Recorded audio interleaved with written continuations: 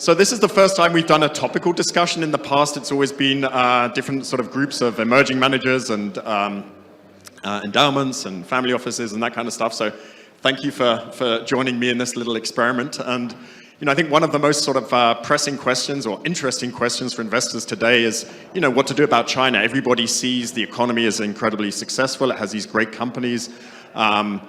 Very, very cheap valuations, but on the other hand, there's Trump and there's Taiwan and there's the experience we saw vicariously with Russia over the last few years. So I think people are sort of trying to figure out what to make of this. And so it's a very topical question we have today, and I'm really looking forward to the discussion. I've got 4 panelists here who I'm about to introduce you to. All 4 were very keen to point out they don't view themselves as China experts per se. They don't spend their entire life thinking about China or that. They're all 4 first-class global investors, but who have, and as they will surely explain, there's certain amount of exposure and time they've spent in China. So I think the expectation should be a sort of a big picture view of the country and views of the country, as opposed to someone who's sort of people who are super deep into the weeds of China. In terms of the question that I posed at the start is China investable? That was, of course, meant slightly provocatively. Of course, any asset is investable at the right price. I think there was an analyst last year who said something along the lines of that China is uninvestable, and what does that mean? If you were offered the entire stock market for $1, would you decline it? Of course not. So everything is a question of price. So we won't go too far down that road. But there are issues and pros and cons, and so that's definitely what will be our topic today. So with those introductory comments, I'll ask each of you to briefly introduce yourself. Maybe you could tell a little bit about your funds and what your relationship to China and Asia is. Sure. Do you have one? I don't. Good morning, everyone. My name's Graham Rhodes. I'm from Hong Kong. I was born and raised there. I run an investment management company there called Long River. I invest in public equities globally. It's really quite an honor to be here. I've been watching these events on YouTube since 2017. And with a few friends, some of whom are here today, like Andrew Burns, James Ferguson, Carlo Gioja, we actually took the inspiration from this event to start one in Hong Kong, which is where I got to meet Rob last year. And let me tell you, when Rob Vinnell starts visiting your market, something interesting is going on. And if he visits twice, it's really interesting. So I'm really delighted to be here and very happy to share with you all what I know. And Graham, I really enjoyed the conference you organized. Thank you again for inviting me to that. Yixin. Hi, good morning, everyone. My name is Yixin La. I run a equity long short fund out of Tokyo. But I call my strategy China Nexus. Means I have China direct exposure. I have China exposure companies, so I would long and short stocks in other markets, but that has a significant China exposure. And then I will have investments in business outside China, but based on my experience in China, if you can say that way. So I thank you again, Rob, for inviting me, and it's been great for me to be here. I really loved ambience here and loved the audience here and connection with everybody. Yeah, and just while you still have the microphone, you grew up in China, if I remember correctly? Yes, born and raised in Shanghai. A quick background on myself. Born and raised in Shanghai, so I probably one of the shortest investment experience for a lot of people here, because if I didn't know what an EPS is until my mid-20s. Start my investment career and with a private equity firm called City Capital in China. And then after business school, moved to public market and been doing public investing since 2012. Perfect. Thank you so much. Fred. Sure. My name is Fred Liu. I run a firm called Hayden Capital. We're global investors concentrated predominantly long only. And we've been investing in China for a while now.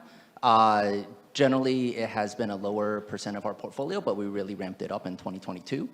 My background is I'm actually Chinese American. My parents immigrated to the US in the late 80s. I was raised in the US, but I've spent a significant amount of time traveling back and forth. So I view myself as multicultural and literally just came back from China less than a week ago. Yeah. Probably visiting relatives back in China or? Yes, and eating good food. Perfect. And Sofia? Hi, my name is Sofia. And first, I have to issue a CYA for compliance that all of my views and opinions are of my own. So now that's out of the way. We only want your opinion, so that's fine. I'm an international and global investor, so I work at a long-only fund. We're very long-only. Our benchmark is very much like MSCI World ex-US or like a global benchmark. So, there's a portion of the benchmark that is still in China. And I grew up until I was 6 years old in China. And then I moved to Canada where I had most of my education until US college. And luckily, when I fell into investing right out of college, I fell into the time when actually the first wave of, the honeymoon period started with China, with Alibaba's IPO. So I was the only Chinese or Mandarin speaker on the team, and they just sent me there to do due diligence. And so I kind of saw through this period as a lot of global capital came into China and kind of saw the waves of it. And my best thing for China, and I love the country, is because it justifies, like, wow, Chinese investing justifies all the numbers of hours I spend binge watching Chinese dramas. So that's kind of like why I want to continue, to continue justify my hobbies. Yeah. Yeah, what I love about all four of you is that you're all managing global funds, so you don't have an axe to grind. If everyone was running a China fund, they'd probably be saying, oh, you've got to invest in China, but you guys, you can invest in China if you want, you don't have to, so I think you're quite objective about that. So a lot of the group here won't have been to China, certainly since COVID and potentially not even before COVID. So I think there's a lot of question marks. People simply don't know what's happening there. So maybe one of you could one or two of you could just paint a picture of what you see in modern China, especially in the tier 1 cities when you go there today. Who'd like to take that one? Fred, you go first then. I mean, I think the last couple of years has been pretty traumatic for a lot of Chinese families, especially for tier 1 households and those with a lot of investable assets. So real estate prices in a lot of cities are down 30%, 20%, et cetera. I think recently with policy changes, you've maybe seen some stabilization, a little bit more optimism in the last couple months, and you're starting to see signs of green shoots. But from a consumer sentiment standpoint or consumer confidence or investor confidence standpoint, it's still pretty pessimistic. But day-to-day life is going on normally. All the restaurants are full. There's lines out the door. Yeah, people are still, living life. Yeah. Yeah, and maybe one of you would like to describe what modern China looks like. So what do you see when you go to a tier 1 city today? Should one expect a sort of, I guess, nominally you have the name communism in the name of the country. Is it a communist place, or what do you see? Yeah, Yixin, why don't you take that one? There are definitely elements of that, but I mean, depends on where you go. So I have the luck of growing up in Shanghai and see this tremendous change of the city since the 80s all the way to today. If you visit it in 90s, it will be something like Cuba. We will have the communism huge square and all the buildings representing Soviet Union's age. And if you visit it in 2005 to 2010, you'll be like, this is the best city in the world. Why does Tokyo look so old? And I think 2023, so November 2022 is when the government lifted the lockdown. And spring 2023, I went back to see my family and walk down the street. That was probably the most depressing moment in my relationship with my home city. I took a 2-hour walk from the center of the city from, for anyone knows Shanghai, West Nanjing Road, where a lot of the commercial spaces were, all the way down to the bar area in Xintiandi, and I counted less than 5 foreigners. And I was like, this is not Shanghai. We're known for a trading city. We're known for having a very diversified culture. During my adulthood, it's always been the world's best chef came to Shanghai. We have the best bars, everything. But that was probably the lowest point. I would say from that point, it has bounced back. My last few trips back, seeing more international people, seeing the city coming back to more constructions and continued innovation, especially on retail and tech fronts. You are seeing, even though it's a very depressing environment for entrepreneurs, their VC capital has dried up, PE capital has dried up. They still find ways to build new business and keep it growing. Can I add something to Okay, so I think the question was like, what would you go if you see there, and could you tell if China's a communist country?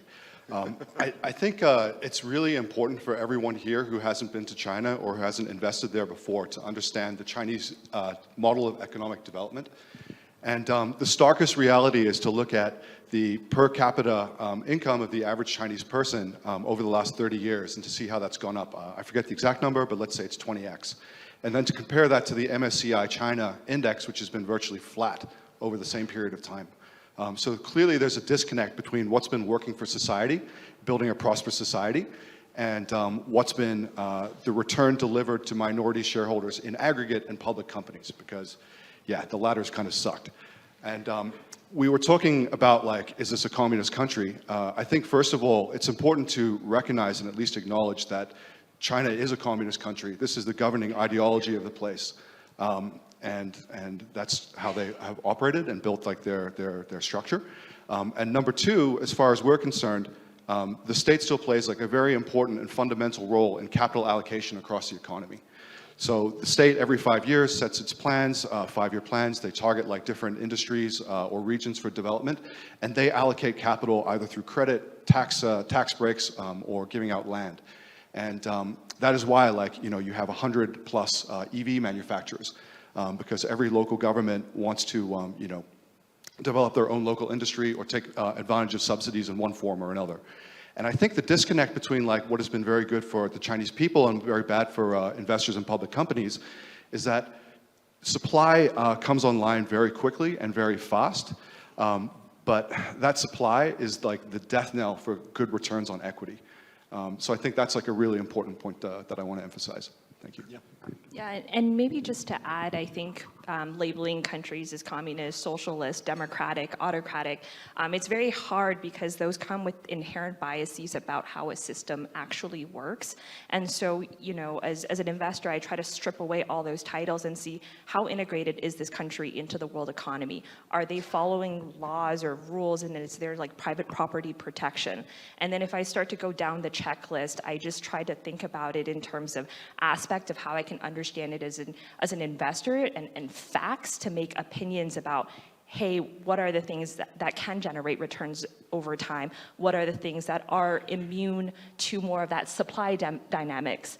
And so that is a better way to kind of, I think about a country as opposed to using labels, because when you use a word like communism, you kind of put like China and Cuba in the same bucket. And those two countries are very different in the way that they actually work from a government and economic, legal perspective. Yeah, I would just lastly add that from a business perspective, I think China is probably one of the most capitalistic and Darwinistic places to ever exist. Starting a business is very, very tough. There's a lot of people, there's a lot of competition. And so kind of if you can... It's tough in the sense of the competition, not tough in terms of exactly being allowed to start. Yeah, in terms of standing out above the competition. So, you know, Graham alluded to like the EV industry, a lot of restaurants, a lot of consumer brands. When you start to rise to the top and can make it in China, it kind of means that you're probably at a global level and of global quality that you can start moving abroad. And so we're starting to see that this year. We're starting to see a lot of bubble tea chains, whether that's Haiti, just launched in LA and New York. Luckin is going to come to the US. Heidi Lau has already been here for many years. So you're starting to see Chinese consumer brands start to appeal to a global consumer as well. Yeah. Sorry. Yeah. The last thing I would also say is that when you look at China, you probably have to look at it from a different lens than a Western perspective, especially reading the Western media in the last 2 years. It's been a little bit frustrating. Just because, for instance, a lot of people talk about why doesn't government just flood, consumer stimulus into China, similar to what the U.S. did, and it just doesn't necessarily work. Because the needs of, say, someone in Shanghai versus Changsha versus like a tier 5 city, like it's just very, very different. So decisions need to be pushed down to a local level, and local governments are in very different financial places at the moment. Yeah. Yeah, so sorry, just getting triggered on what Graham was saying. If you look at China overall versus 30, 40 years ago, we're a very capitalist country in the terms of 90% people are employed by private companies. When I grew up, both my parents worked for state-owned companies. 90% of the population worked for state-owned companies or governments. Today is no longer the case. If you look at GDP contribution, private sector is probably 50% versus 50-50 to the state. Then if you look at the asset base or bank financing, 90% go to the state-owned system. So the country has very different sectors, and depends on which sectors you're investing in, you can be super efficient. So all the I would say private dominant sectors like internet, consumer is cutting-throat competition. Only the fittest can survive. But if you're talking about state-owned sectors, via different rule of the game, I'm not saying they're not competitive, but they're different kind of competitive. So it is still a very mixed state. And I wouldn't call it communism, maybe a state capitalism. Yeah. Graham, I want to make 2 points. Well, to illustrate one example again about like a common fallacy that I've made, and I think a lot of other people have too, is to focus on demand and the opportunity for growth in China. And one example that I've heard recently is coffee. So, you know, you have all these studies which say like the per capita coffee consumption in China is like 1/20th or whatever it is in the UK or in America. Massive opportunity to grow. But as an investor in China, like you really have to pay attention to supply more than anything else. And there's this wonderful company you guys might have heard of called Luckin Coffee, which when it IPO'd, like they cooked the books, all that kind of thing, went really bad. Crazily enough, the guy who founded Luckin was a fraud, was kicked out of Luckin, left, and then started another coffee company called Coty. And lo and behold, through franchising, he's been basically cut out of any kind of like capital markets now, but through franchising, he's grown his store count to almost rival Luckin's again. And in the space of about like 18 to 24 months. It's really crazy. And then other companies see like coffee and kind of see stars in their eyes. And now like Yum China is adding a cafe to like every outlet. So yeah, again, like demand seems very seductive, but really you got to focus on supply. Yeah, and the crazy thing there is as well, even though Luckin, I think, was cooking the books, like you say, it's still gone on to become an incredibly successful company. So that's some of the contradictions you have in China. And if I could just take another step back, and sorry for doing that, I want to give everyone here like a higher level overview of where I think China is today in terms that you might be able to relate to. So ever since 2008, China grew its economy primarily through fixed asset investment.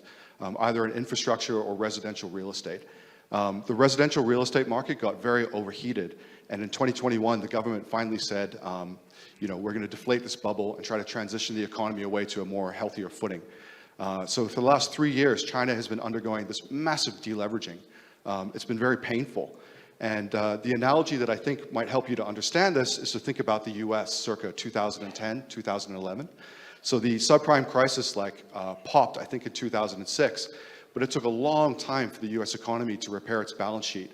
And during that time, like aggregate demand was very weak. You know, the economy was constantly like flirting in and out of recession.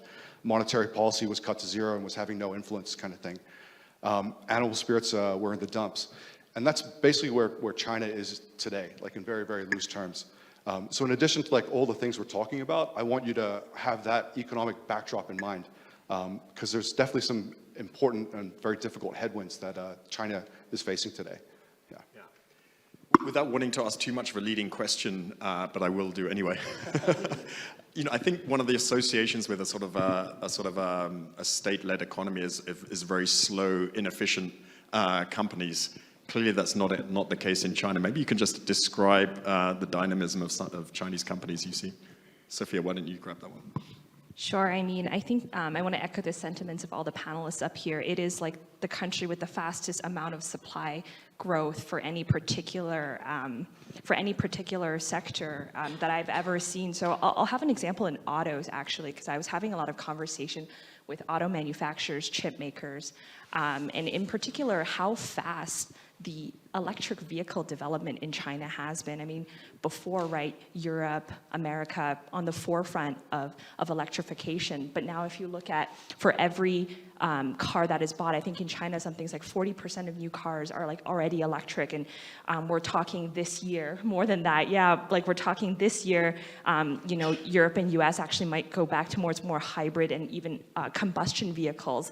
And when you look at the development cycles of electric vehicles, a lot of the auto chip companies would come out and say like, I have never worked with companies where the product cycles have actually decreased as complexity has evolved. So if they're working with like the European counterpart, maybe the product cycle would be like 4 years or even longer. But when they're working with a Chinese electric first company, it's so short, it's like 18 months, 24 months. So the accelerated development in China for some of these industries is at an incredible pace that if, you know, as they think about exporting electric vehicles to other places, they're going to be extremely cost competitive. And what that means in terms of pricing from a supply and demand perspective. So in China, I was reading this statistic where, like for a sedan, electric sedan in China is probably like 30% cheaper if you were to buy as a consumer, whereas in the developed markets, it's actually at a 20%, 30% premium, and that goes actually higher the larger cars you get to, like SUVs. So as you think about these type of dynamics and how fast China is actually moving in competition, supply growth, and innovation, it's actually pretty spectacular. Yeah. I have so many questions. Fred, go on, and then I'm going to ask another one. I was just going to add, I think something that's really unique to China is just the integrated supply chain. You know, what Sofia was talking about. Because, you know, a lot of our partners, you know, some of them based in China actually run factories. And so I've had conversations with them over the last couple of years about, you know, they're getting pressure from their own clients, many of them, whether Japanese brands, Western brands, et cetera, to move offshore, out of China. And so they talk about opening factories in Indonesia and Vietnam, et cetera. But the one gripe that they constantly have is that, yes, labor costs are lower. Maybe it's, you know, 30% lower. But the inefficient supply chain actually really kills them. So for instance, if you're manufacturing in Vietnam, it might take a day or longer or, you know, a week for your parts to arrive, right? And sometimes you have to hold excess inventory inside of your factory to, you know, manage these uncertain timing, et cetera. In China, your supplier factory is probably 20 minutes away. You need extra parts, it's coming, you know, very, very quickly. In addition to a lot of these other countries just don't have the skill set or knowledge base in order to, you know, have great quality control. And so you have to do extra checks, so it's extra layers of costs on your business. So oftentimes when you manufacture abroad, it's probably 10% or 15% more expensive than manufacturing in China, even though labor costs in China, you know, workers are probably getting paid 10,000 or more RMB per month with extra holidays, et cetera. Yeah, that kind of anticipates a little bit my next question, because one of the things, I think there was this perception in the West, certainly 10 years ago, maybe even to a lesser extent today, but it still exists, that Chinese people have always been super hardworking, but the economy would always be focused on sort of commodity, sort of manually intensive sort of jobs. And you know, and I think up until about 5 or 6 years ago, there wasn't any sort of single important Chinese international company of note. And then the last 5 years, across all kinds of sectors, whether it's, you know, kind of TikTok, BYD, or, you know, many others, it feels like Chinese companies have suddenly emerged as these formidable international kind of competitors. So maybe I can ask you, Yixin, first. What changed over the last 5 years? I don't think it's a matter of 5 years. Maybe it shows up in the 5 years, but there has been such huge change in the entire education system, in the people who start business, all the business you mentioned. These are started by entrepreneurs who might be born and raised in China, but they went through a US education system. They worked for some of the top tech firms and then returned to China. And they went back into a system which produces 2 million engineers a year, which they can hire and who works what we call 996, 9 a.m. to 9 p.m., 6 days a week. So that's what you need in tech, where the speed of product development need to go really, really fast. I'll provide a small example here. I did some work on EV, and one of the experts I interviewed works with a Shanghai-based auto manufacturer, but also has a JV with a German auto manufacturer, as you would have known. And I was asking, what's the development pipeline looks differently for the China EV brand versus the Europe-based brand. He was like, yeah, we in our German partner, they already they foresee the transition, and it's not just about building battery. You need a software-defined car, so you need to build an OS all over again. So they hired 4,000 engineers across Europe, and here we have maybe 2,000 people. But 6 years onward, we are on our second iterations of cars running on the road. And our German counterparts has only come out with the first OS. And interestingly, they found it couldn't do over-the-air update on their OS software, and now they have to overhaul it, redo it again for another 6 years. And I asked him, how does that happen? And he said, you know, in software development, there are so many interdependencies. You can't have everyone working in different countries, and unfortunately, you can't have one of your team take 8 weeks vacation in the summer and come back and pick it up again. If another team raised a question this morning, my team will have it solved by end of the day, whereas my German counterpart will say, well, let's wait till summer vacation is over. So that unfortunately has explained a lot of the difference in terms of what you mentioned about product development speed of innovation. But I will say there is a limit to that. The younger generation of Chinese people are not going to put up with working 12 hours a day, 6 days a week forever. We probably won't take job from everybody in the world, I think. Yeah. Graham, why didn't you chime in? Yeah, so I want to say, Rob, you know, you said how come all these companies just appeared suddenly. I think these have been overnight successes, decades in the making, is the honest answer. Like if you look at Wang Chuanfu from BYD, he set his sights on building an electric car company, you know, from the early 2000s. Started off as like a battery maker, but he knew from day one, like this was going to be the ultimate end market. And, you know, this guy is a visionary, but also kind of a little bit psychotic with the way that he was so committed to reinvesting. And lo and behold, he's there. And then maybe why are you seeing these today in your markets? It's because China is so tough right now. It's so much easier to go to like Switzerland or Europe and compete over here, right? So that's what a lot of businesses are doing. I mean, I think you've written about Temu, for example. Yeah. Yeah. Anyone else want to chime in on that one?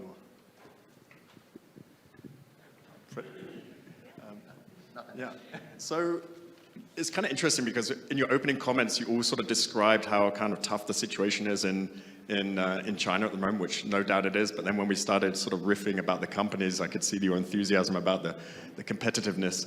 So, you know, the tough situation the market is in today, are we looking, is it like sort of the US in 2008, 2009, great financial crisis, everyone's super pessimistic, but with the benefit of hindsight, it was cyclical and, you know, the US went on to bigger and better things a few years later? Or is it some kind of structural problem which is going to lead to sort of a, you know, the kind of permanent sort of challenges for the economy? So I made the analogy that China right now is kind of like where the US was circa 2010, 2011, repairing balance sheets, aggregate demand is weak, animal spirits are in the dump. I think that part is cyclical. What is perhaps structural is the change in the international situation because China and the US are diverging. And I think that has all sorts of implications for you know, the risk of this asset class and the prospects for Chinese companies abroad. Yeah. Fred? Yeah, I would just comment that I think investing in China, you know, for the last 2 years versus going forward is probably going to be very different in terms of investment opportunity. You know, just from I don't know what the economy is going to do. I think China on a high level is probably just maturing as a country. And so GDP growth absolutely has to slow. But at the same time, you know, 2 years ago, most of our investments were made in 2022. That was a different period. You could find a lot of deep value investments back then. You couldn't, or you could? You could. You could, yeah. Yeah, because a lot of there was a lot of forced selling in the market, whether for, you know, various reasons. A lot of institutions were selling, and a lot of funds themselves were selling, and so you could buy things for literally below net cash value. Even today, yeah, you can still see it. There was definitely more in 22, but even today, I think in the last couple of years, what's also changed is, you know, Chinese companies have started to return capital, whether forced, whether for alternative motives, or whether truly to benefit shareholders, that's debatable. But they are returning capital. So Alibaba has bought back, call it 10, 11% of their market cap. You have companies that are paying back the entire market cap in terms of special dividends. Lufax is one of them, I think 96%. Huya, you know, that's a struggling business, but it paid back about 60%. So you are seeing capital returns, and if you did dedicate the time, you know, maybe you could have spotted some of these opportunities. But the problem is that, you know, most of the capital in today's world is probably from the West. and there is less interest coming from the West, which means there are fewer people looking at the market. Also, in terms of just research analysts and sell-side analyst resources, I saw a stat that globally there were 4,500 research analysts. That has gone down to 3,000. And a lot of that has actually come from Asia as well, which means lower coverage, which means fewer people looking at these ideas on an individual level. And so cost of capital has gone up. Perceived risk, whether real or not, that's gone up. Less liquidity, fewer people looking at these markets. You probably have to specialize and do real deep work and have the right connections and network to do the work in China, which requires time. That's an increase in cost of capital. And so you look at the Chinese markets trading called like 12 times PE. That's a high single-digit yield on your asset, not including any growth. Earnings growth is looking to be about like 15% projected for this year. That's probably reasonable. But you can find companies that are trading at like 8 times to 12 times, growing 40%, 50%, while other things are trading at the same level and like not growing at all. So it's kind of a stock picker's market going forward, in my opinion. Yeah, Sofia? And I would just add for context, and I think I joined as an analyst at a time when a lot of actually global capital started coming into China, which is around like the mid-2010s era with the IPO of Alibaba. So like we've kind of we saw a long cycle, like a decade cycle of China exuberance, and like something's happened. And I think for me, like what I see that there are definitely issues, whether structural or cyclical, and like what I see is, look, about 2/3 of wealth is still tied into real estate, and that is a problem that still has to be solved for, corrected for, as the government tries to encourage policies of investment elsewhere. Because when real estate prices don't increase like they've increased over the last decade, people just feel poor. And when people feel poor, they don't know what that discount rate for their own futures are. And so this is feeding into the current consumption problem right now. Is even if the government gave me $100 to spend. This was not America COVID, where like, government gave me $100, let's leverage that and then spend it. These are people who are in a country that is still developing their social welfare nets, where they have to think about taking care of the elderly as they get older, and thinking about all of that, to be like, wow, if I got $100 today, I'd be like, I'm saving it, because I don't know if my wealth is going to improve. So I think there's actually some real issues that China just has to work through as a maturing country, that every country who's gone through this journey has kind of yet to work through. But on the other side, there's also a lot of opportunities, whether in terms of valuations or companies who also see this trend and capitalize on that. And so there's companies we see today, whether benefiting from like people shifting wallet share into travel from goods, or people kind of trading down and finding really good value in things, or people understanding that China needs to pivot into more deeper tech innovations. Those are all actually opportunities. And when you find companies that understand policy, because you have to, it's kind of like if oil companies don't kind of foresee commodity risk and how the pricing move and can't react to that, good Chinese companies, good Chinese operators also needs to see the larger trends driving the economy, and also how they benefit people and the living standards of everyone, and take advantage of all those secular trends. Yeah. So do you want to briefly chime in on that? Then I have a couple more questions before I pass it over to the audience. Yeah, I just want to echo what Fred just said. I'm through my investment career, which has been 15, 16 years, this is actually the moment I love China. Because back in 21, I just look at all the stocks, and people were, sell sides are coming out with increasingly creative valuation metrics, like, oh, PE is not good, PEG is not good, maybe let's do PS. Well, maybe let's do PS 20 years down the road. I'm like, what can I buy? So I couldn't find anything I want to buy. It was really, really hard.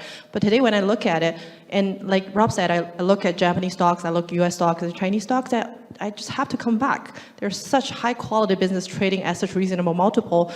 And believe it or not, with me managing such a tiny amount of money, I can get a direct access to Alibaba investor relationship and get them to answer my question on the footnote of the annual report. What's better than that for a stock picker? It's always a good sign when investor relations return your calls quickly. Exactly. Okay, tariffs. A lot of Western companies are clamoring for protection from Chinese ones. short-term and long-term, are tariffs bullish for the Western companies hoping to be protected, or for the Chinese companies which are potentially going to be impacted by them? Fred, you're smiling. I mean, just very briefly, I would say that tariffs just buy you time, right? Eventually, the superior products will win out in one way or another, whether that's through lowering your cost enough to offset the tariffs, or just simply creating better products that everyone wants and is willing to pay a higher price for. And so I would say in the long run, you would want to back the companies, as you were saying yesterday, that are being subject to the tariffs because everyone else is scared. In the short term, it's absolutely going to create a lot of volatility and a lot of noise, and it's going to create a lot of disruption inside of these companies for how to reorganize. But I would say that, especially for a lot of consumer goods and what we were just talking about, integrated supply chains, cheaper products, et cetera, most likely a lot of these companies will be able to find a way to offset the tariffs in one way or another. Great. I think this speaks to a larger problem, Rob, which is that there's overcapacity in China. There's more being made than is being consumed domestically, and so Chinese companies are now increasingly dependent on export markets to absorb that extra capacity. And that is creating a lot of friction internationally. But the core problem here is that consumption is too low in China relative to its potential. So, rough numbers again, I think consumption as a percentage of GDP in China is about 40%, and that might compare to like 70 or even 70% in India, or maybe even 80% in America. So really, like the structural change, which is going to transform China, will be, I guess, a shifting in mindset, policy, and everything, which raises that consumption as a part of GDP. Yeah, I think this is an age-old debate, which we're probably not going to resolve today, but I mentioned yesterday I read this book about the Bretton Woods conference, and after the Second World War, of course, the US was the position of having this huge export surplus as all the European economies are on the floor, and the European economies were saying, hey, you need to get rid of this surplus, we need to import more, and the US is at the time the sort of the surplus manufacturers. No, it's your job, you need to increase your exports. So it depends oftentimes. People, I think, are very self-interested when it comes to that. Yeah, Yixin, I think you wanted to chime in. Yeah. So if you look at the U.S. deficit versus China, I think the biggest category is consumer electronics. That will be like 30-40% of the total deficit. And if you just think about how realistic it is to either reshore those manufacturing or find a third country that can do it, it's just not a 1 year, 2 year, or even 5 year exercise. Apple started looking to move their entire supply chain to India about 6 years ago. Guess how much they produced out of India last year? 15%. Their goal is to get to 30% in the next 2 to 3 years. So, but you can say it is Chinese building too much for other countries, but it is also a decision actively by international companies to put their manufacturing base in China. The reason Apple can only manufacture in China at the scale is it's a very short life cycle product. Every year you need to make it, and the selling season for Apple phones is very short. It's only 3-4 months between October when they announced the model till Christmas season, and that's where so think about the supply chain you have to manage. And how many units for Apple is about 200 million every year. You have to manufacture that many for a 3 months selling period. So what you need is millions and millions of skilled workers who are willing to work 10, 12 hours a day, non-stop, for 3 to 6 months. And where do you find those labor force? Definitely not in the United States. Well, I don't know. TSMC is pushing people pretty hard in Arizona. hasn't really worked so far. So I think it can happen maybe when robots and AI can do all those jobs someday, but it's going to be a very long exercise. So whenever I hear these news about tariff, my first question is, what is Apple trying to do, and how the conversation between Tim Cook and whatever the Treasury or the Department of Commerce is happening? Yeah, that's a great point. Did you want to chime in there, Sofia? And then Yeah, I have one last question before passing it over. Yeah, so just on that, I think there's the tariff side of things, and there's two ways I think about it. One is when you put tariffs on something, who's paying the ultimate price for it? it's the consumers. When everyone sees inflation go up again, I think it's going to be something that is going to be top of mind for politicians if you start to tariff, because China is just so efficient, right? Like, I didn't do well in economics, so this shouldn't come from me. Like, economics 101, you know, the country with the most competitive place to produce will end up being the producer. I think that's on one end. On the second end is what happens when you tariff a country that is already so bent on survival is you're forcing them into a more survival mode.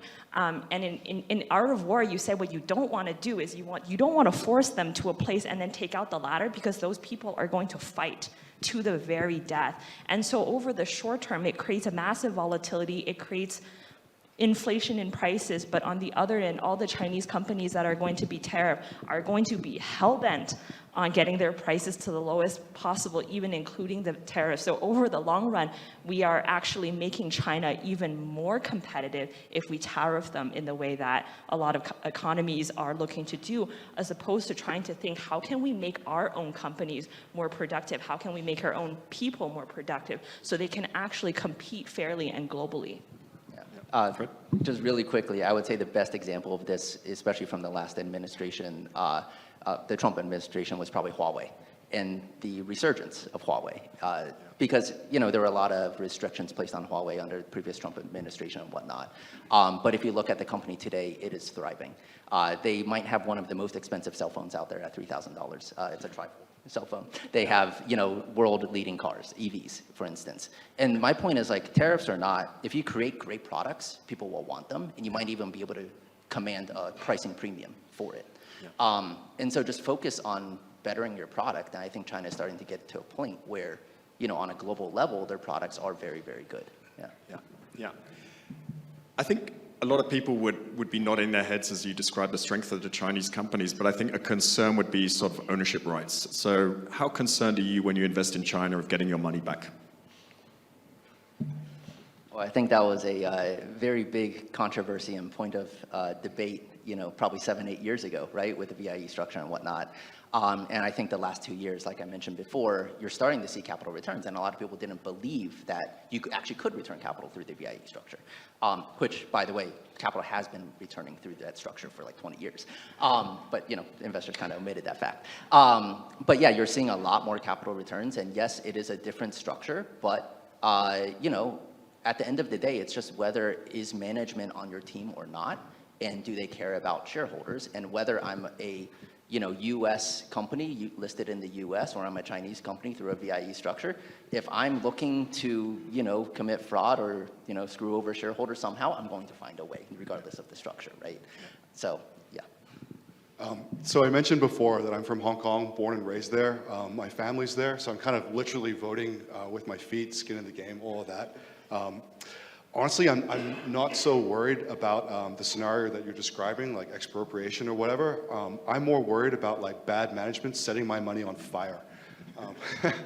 And that's just through like bad capital allocation, which I've seen again and again and again and again. Either chasing growth when it's no longer like profitable, going into like non-core businesses, or my favorite, buying real estate. So yeah, I'm much more worried about that. Some of you may be staying in the Kempinski Hotel, which is a very beautiful hotel down here in the valley. That was financed by a Chinese entrepreneur. Okay, I have a million more questions I'd like to ask, but I'm going to pass us over to the audience. So Tommy, if you want to maybe grab one of the mics here and raise your hands. Is that Alex? Or I can't see. There's one at the back there.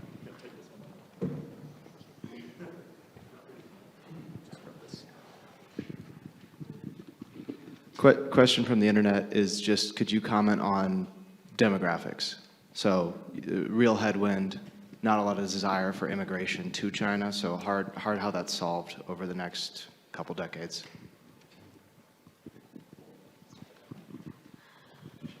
Yeah, it's one of my investment themes. I mean, it happened before. If you just look at Japan, they reached peak population about 20 years ago. Economy wasn't great, especially we also coincided with them in terms of the real estate bubble went bust about the same time. But is it still investable? If you look at Japan 30 years ago, it was pretty investable. There are a lot of Japanese companies that create value in sectors like Uniqlo's of the world. You look at a large conglomerate accumulated assets globally. There was innovation in tech space. I mean, we are stock pickers. We don't need to own the whole market. Robots. I like one-word answers. Next question. Just there. Oh, sorry. Yeah. I think a common theme that I heard was like supply coming on rapidly. So two-part question related to that. What is this, like, what do you think is the source of that difference in supply? And then secondly, I think someone mentioned capital drying up in the country. How, if at all, do you see that changing that dynamic? That's an interesting question. Fred?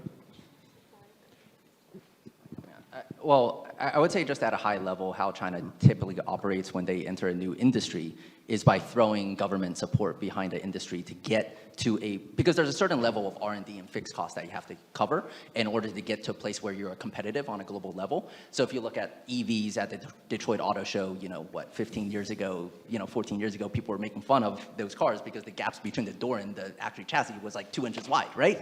But you iterate enough and you kind of throw money enough at the problem and iterate and then first serve your domestic market and then iterate there and then go globally. That's typically how China has operated in the past. So a lot of that excess supply is kind of a remnant from that period of time from ramping up that industry as well. Yeah, whereby I don't think it does just justification to the strength of the entrepreneurship in China to suggest it's just because of capital, right? So just to add to that, I think there's a recent book by Professor Xu Chenggang from Stanford that's called, I think it's Systematic Gene. And I think there's a really helpful analogy to say the Chinese system, you think it's a dictatorship, but it actually is a decentralized dictatorship, meaning the big policy are made in the center. However, among all the provinces, there's a competitive relationship. So coming back to this overcapacity issue, every government province is operating like this mega corp, and they are trying to maximize their tax revenue for the long term, maximize their employment in locally. So whenever they see a growth opportunity like EV, they're just like, I want the best EV company to be in my province. How do I compete with the next province to me? So you give 30% capex subsidy, I'll give 50%, and then I'll give 100%. So that's what happens. That's been a big problem. I think they need to solve that issue. So from some unofficial stats, I think there are 60 million auto capacity annually in China, and our annual sales is about 20 million. So partially it's because no provincial governments want their baby to go out of market, but it has to, because otherwise there's no clearance of this market and there will never be profitable companies. Yeah. And I don't think, great question, Gabe. And I don't think capital is scarce in China. I think there's like an overabundance of it, actually. The problem is like it's not being allocated optimally.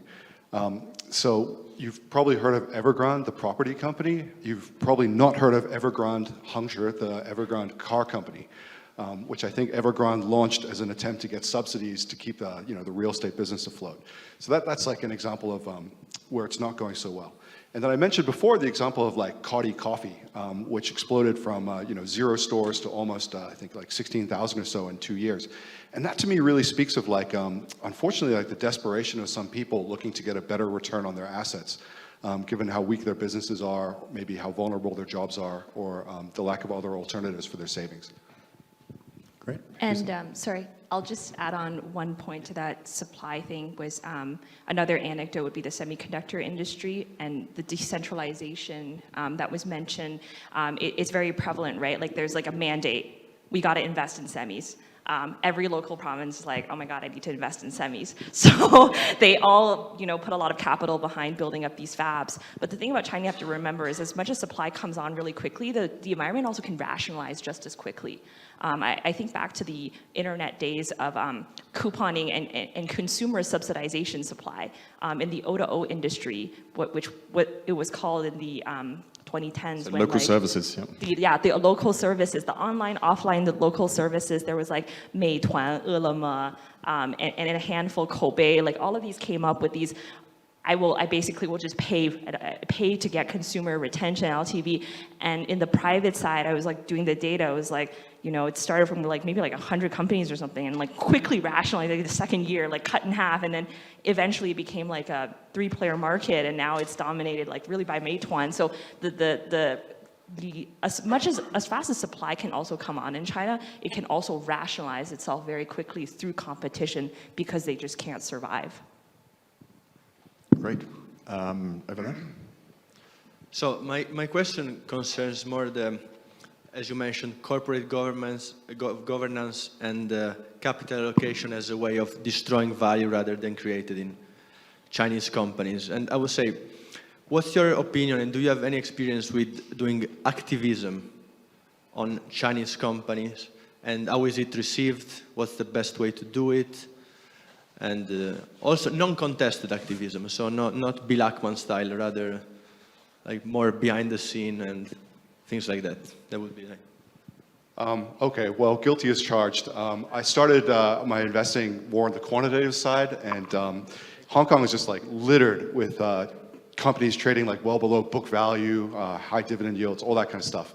And me with my little pocketbook, I thought I could change the world by writing lots of letters and getting in people's faces. It didn't work, unfortunately. You're very much pushing against closed doors.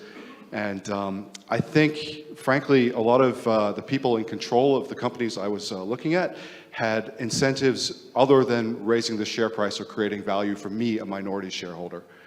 So in the end, I decided, hey, it wasn't worth it. Yeah. When back in my private equity days, we actually had a SOE privatization part of the business. So maybe not public market activism, but you actually need to go into SOE and fire people and try to change their structure. My summary is it doesn't work. I think the activism you can do is probably more like the friendly one that Rob does with most of these entrepreneurs that he invests in. If you build a trust with them, you can present them what you think is the right thing for business to do, and what is time that they should do capital allocation or shareholder return, how to structure those. And I think a lot of entrepreneur-led business are very open to those suggestions. Yeah. Can I just add one more thought? So we're probably all familiar with like the 2021 tech crackdown in China, when the government just kind of came out of nowhere and said like, you can't do a lot of things. That might have actually been like one of the best things ever to happen for capital allocation in China tech, because they went from focusing on maximizing revenues and their reach to really focusing on maximizing earnings again and returning capital. So I think that's a great example actually of where the mindset changed. Yeah.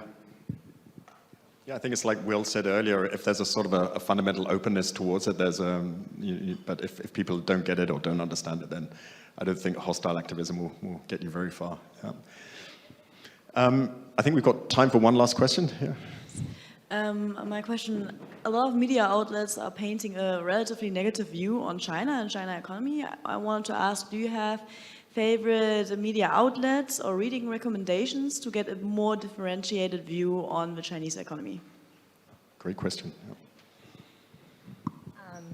I think first of all, I think there's a lot of media distortion everywhere, and sometimes the media capture bits and pieces because they want to be clickbait for everything. But I think to understand any country, if you're going to be invested in a country, go to the country.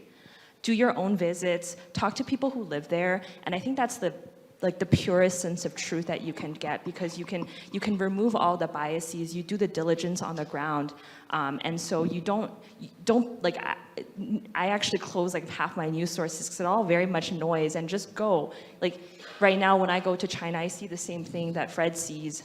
Definitely there are struggles, but at the same time, I'm trying to get a sense of why things are happening, how people are responding, and I think that's that would be my best way of handling it. I would also just say read very widely, so don't trust one single source. I probably get like 10 different newspapers, delivered to my inbox every single day. So Chinese media definitely is biased. Weibo is going to give you a different outlook than Twitter.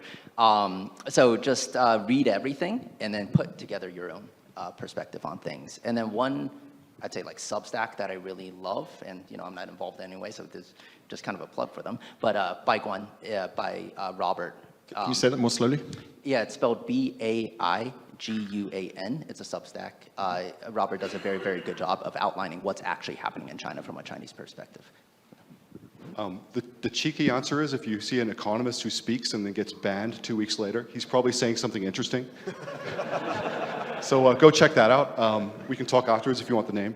And then if you want something like more structural, like kind of really, a framework for thinking about this, go read Li Lu's stuff.